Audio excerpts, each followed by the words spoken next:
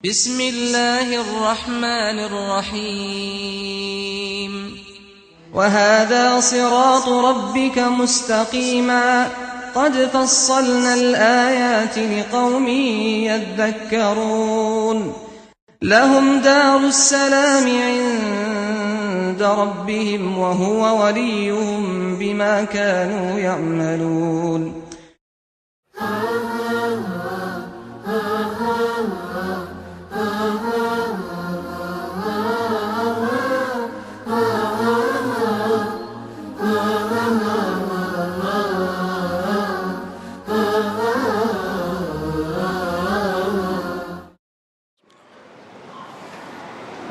Assalamualaikum warahmatullahi wabarakatuh.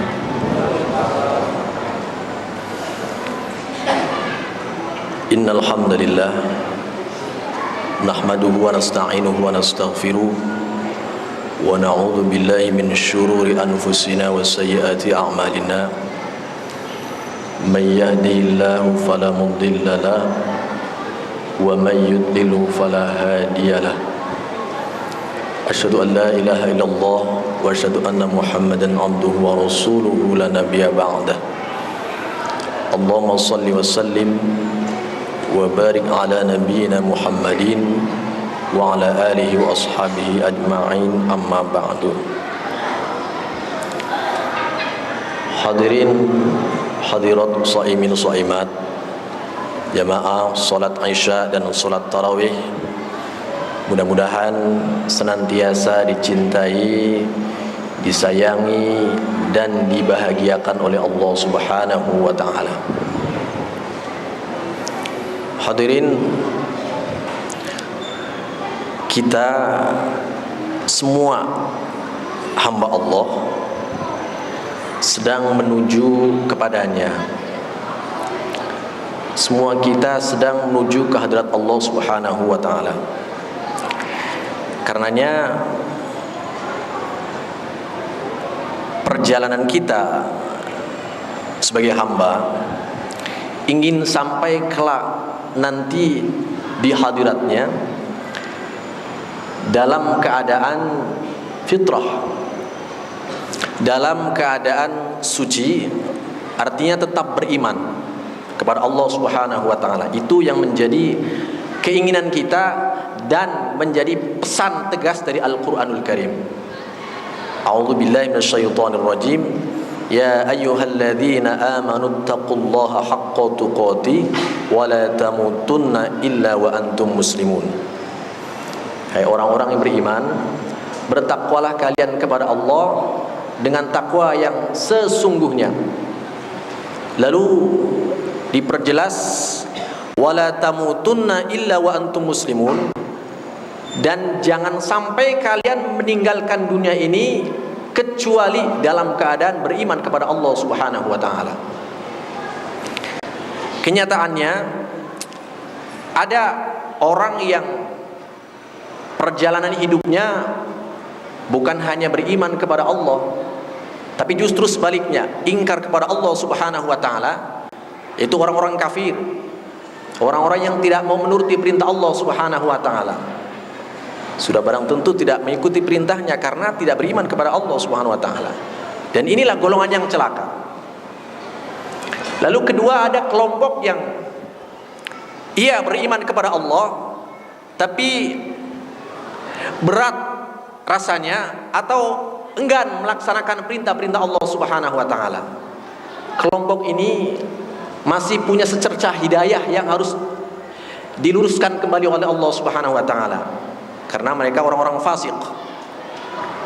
Yang ketiga, ada orang yang berjalan menuju Allah Subhanahu wa ta'ala, tetap beriman dan berupaya menjadi hamba-hambanya yang takwa, hamba-hamba yang sesungguhnya, yang mau melaksanakan perintah-perintah Allah dengan segenap kemampuannya dan mau meninggalkan semua larangan Allah Subhanahu wa ta'ala.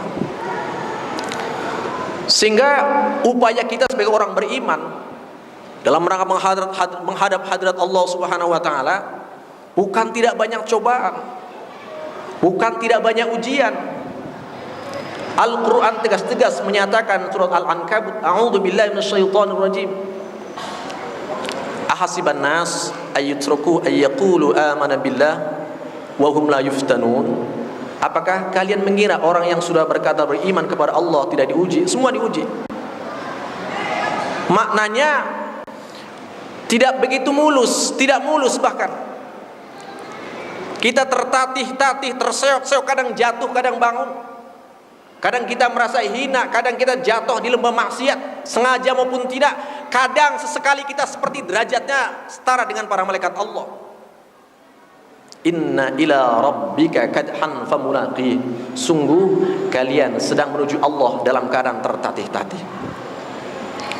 Melihat semacam ini, dengan sifat rahman Allah Subhanahu wa taala, dengan kasih sayang Allah Subhanahu wa taala, maka Allah ingin hamba-hambanya yang beriman tetap selamat, bukan hanya dunia hingga akhirat. Sehingga perintah Ramadan yang di dalamnya ada perintah siam, ini tidak lain bagian di rahmat Allah Subhanahu wa taala. Perhatikan hadirin. Ketika Allah perintahkan kita berpuasa, Allah panggil hamba-hambanya hanya yang beriman. Dengan panggilan yang tiada jarak, dengan seruan yang tidak lagi memerlukan perantara. Ya ayyuhalladzina amanu, hai hamba-hambaku yang beriman. Keimanan yang dipanggil, hambanya yang beriman kepada Allah Subhanahu wa taala. Sedang kalau kita perhatikan dialog Allah Subhanahu wa taala dengan orang-orang yang tidak beriman kepadanya, seakan tanda kutip Allah tidak mau berbicara dengannya. Qul ya ayyuhal kafirun, ya Muhammad katakan kepada orang-orang kafir. Qul ya ahlal kitab, ya Muhammad sampaikan kepada ahli kitab. Ngomong saja Allah enggak mau dengan mereka. Tapi dengan kita orang beriman, Allah panggil. Kita orang beriman kadang berdosa, kadang durhaka kepada Allah, kembali kepada Allah. Allah ingin selamatkan kita. Dengan apa? Dengan takwa yang sebenarnya. Maka nanti akhirnya tujuan puasa kita menjadi takwa, agar kita takwa kepada Allah Subhanahu wa taala. Sering kita dengar ini. Ya. Sehingga ucapan selamat datang pertama kali ketika besok akan berpuasa atau nanti malam akan pertama kali sholat tarawih. Tadi di slide kita lihat ada tulisan ahlan wa sahlan wa marhaban ya Ramadan. Kata marhaban yang biasa diartikan terjemah bebas dengan selamat datang, walau makna sebenarnya adalah luas. Marhaban, rahib artinya luas. Punya makna orang yang beriman ketika datang bulan Ramadan, hatinya tidak ada kesempitan, hatinya tidak sumpek, hatinya merasa lapang bahagia, luas hatinya menyambut kedatangan bulan suci Ramadan. Sehingga sejalan dengan itu Rasulullah SAW bersabda, man fariha bidukhuli Ramadan harramallahu jasadahu 'ala niran. Itu alanu. Makna yang kedua dari kata marhaban tadi muncul dari akar kata yang sama, satu tempat di mana kita singgah di situ lalu berbenah diri. Kita sedang berjalan menuju satu tujuan, lalu kita istirahat di tempat itu, kemudian kita berbenah diri dengan perbekalan kita, lihat kendaraan kita, kalau pakai kendaraan kita cek olinya, kita cek radiator, aki dan sebagainya, dan perbekalan-perbekalan yang lain. Maka arti tempat singgah untuk berbenah ini dalam bahasa Arab disebut dengan rohbah, masih dari akar kata yang sama. Itu makna yang kedua. Sehingga pantas kalau Ramadan merupakan bulan persinggahan kita yang sengaja Allah khususkan, istimewakan kepada umat Nabi Muhammad SAW. Kita semua ini sebagai hamba beriman, agar di bulan ini kita berbenah keimanan kita, tajdidul iman, memperbaiki keimanan kita terus menerus. Sehingga salah satu amalan yang sangat Allah cintai, Allah sukai dalam bulan puasa ini adalah memperbanyak kalimat tasyahud. Keimanan kita terus kita perbaiki setiap saat. Kita perbaiki akidah kita, kita perbaiki ubudiyah kita, kita perbaiki akhlakul karimah kita, semua dalam rangka agar kita nanti mendapat predikat muttaqin, yang predikat orang takwa itu adalah ia senantiasa merasa bersama Allah, ma'iyatullah dan muraqabatullah, senantiasa diawasi Allah Subhanahu wa taala.